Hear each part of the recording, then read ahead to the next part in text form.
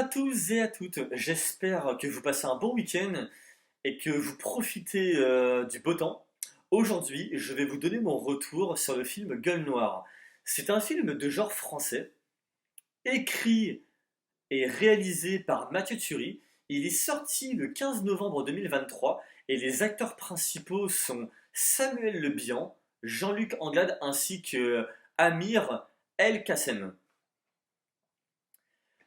Mathieu Turi a démarré sa carrière en tant qu'assistant réalisateur pour Quentin Tarantino avec Inglourious Basterds, Guy Ritchie avec Sherlock Holmes, Jeu d'ombre, ainsi que Luc Besson avec Lucie.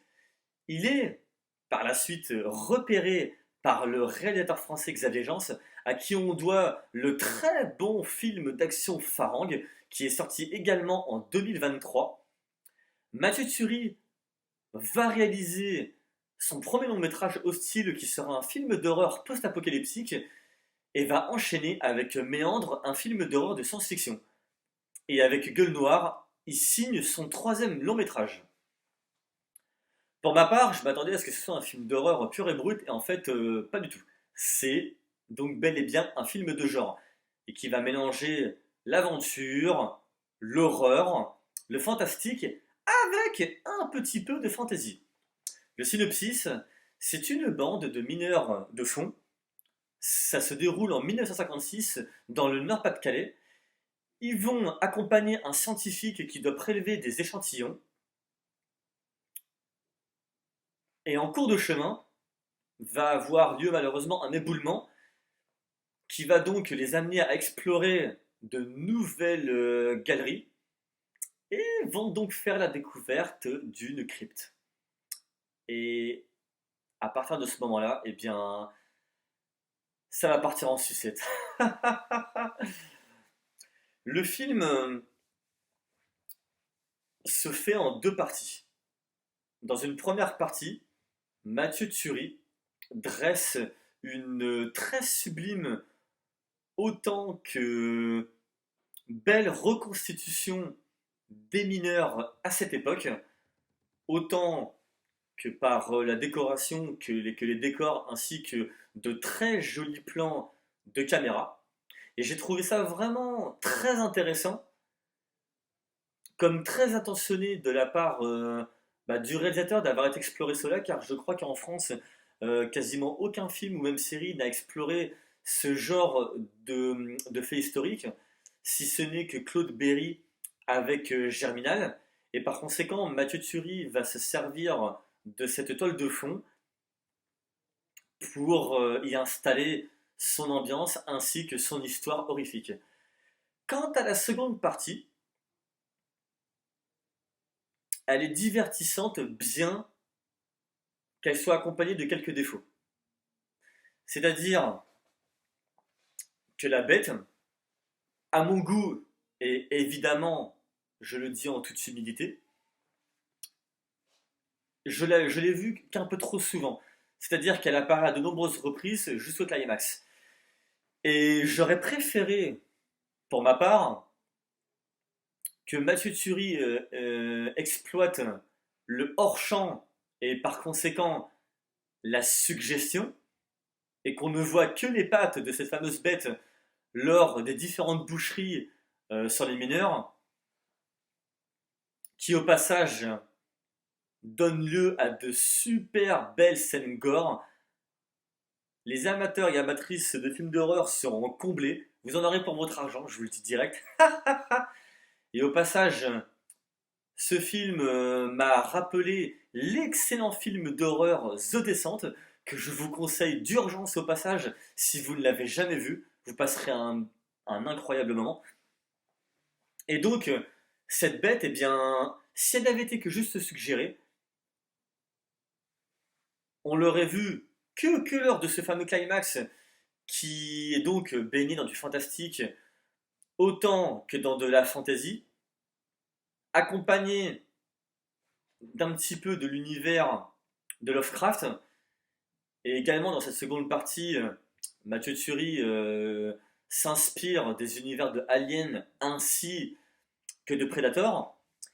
Et pour ma part, je pense que si cette bête eh bien, je l'avais pas vu trop souvent, ça aurait pu donner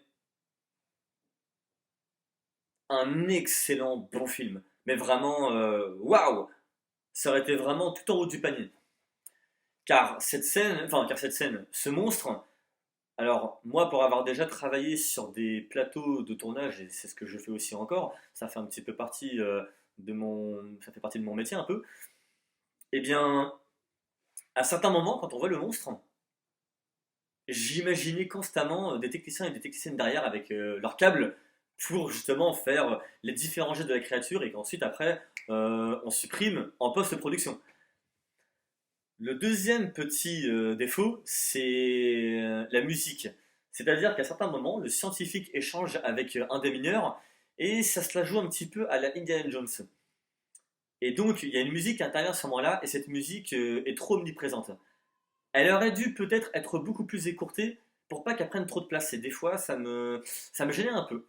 Et quant au troisième point, mais ça c'est plus un problème soit d'écriture, ou simplement c'était de la boîte de production qui l'a demandé à Mathieu Turi, ce qui serait pas du tout impossible. Mais dans toute cette équipe, ils sont tous d'une origine différente, et il y a souvent des réflexions à la noix qui remontent. Et bon, que tu les entends d'une ou deux fois, bon, ok d'accord, mais arrivé à un moment donné, ça m'a un petit peu gonflé. Mais bon, après, ça n'empiète pas sur le plaisir de ce bon petit divertissement. À savoir en plus que quand je vois le budget qu'a eu Mathieu Turi pour tourner ce film, à savoir donc 3 millions 900 000 euros, c'est même pas le budget moyen d'un film français qui est à la base, pour petite information, normalement ça se situe entre 5 à 6 millions quoi. Et pour le coup, je me dis quand même qu'avec ce budget-là, pour moi, il nous fait clairement plaisir entre cette première et cette deuxième partie, hein. Sincèrement, il a été particulièrement généreux et on ressent que il a fait preuve autant d'audace que autant qu'il a envie de nous faire plaisir. Il veut qu'on s'éclate et il veut apporter ce petit quelque chose que malheureusement qui manque trop dans ce cinéma français. Et pour le coup, eh bien malgré ces défauts que je vous ai énumérés, sincèrement, moi je passe l'éponge et je suis persuadé que pour sa prochaine œuvre, il fera quelque chose de beaucoup mieux, qu'il aura réussi à tirer des leçons de celle-là, ainsi que de ses difficultés, car un film se fait très rarement sans difficulté. Ça, c'est impossible, ça n'existe que dans les rêves. Donc, voilà, ça c'était vraiment voilà, c'était vraiment ces tout petits points. Car quand je vois les points positifs, c'est-à-dire la photographie, elle est magnifique, elle est somptueuse. Les scènes gore, comme je le disais, elles sont. Moi j'ai adoré, j'ai kiffé de ouf. Et notamment, le plus gros problème et qui a été bien traité, c'est-à-dire les mineurs. Quand ils sont dans ces galeries, eh bien, il y a un manque d'oxygène, c'est étroit, il fait noir. Et il faut savoir, eh bien, que le chef opérateur accompagné de son équipe n'ont utilisé que les lumières, donc des casques de ces mineurs pour filmer. Donc, autrement dit, autant dire que au niveau de la technicité, c'est un challenge très très fort et qu'ils ont relevé haut la main. Donc, pour le coup, je les félicite.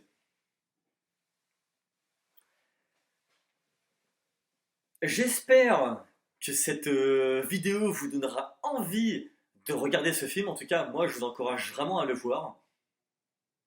Dites-moi en commentaire si vous avez vu ce film et donc ce que vous en avez pensé. Si c'est la première fois que vous découvrez ma chaîne et que mon contenu vous plaît, eh bien je vous en prie, abonnez-vous. On se retrouve pour une prochaine vidéo. Portez-vous bien. Ciao.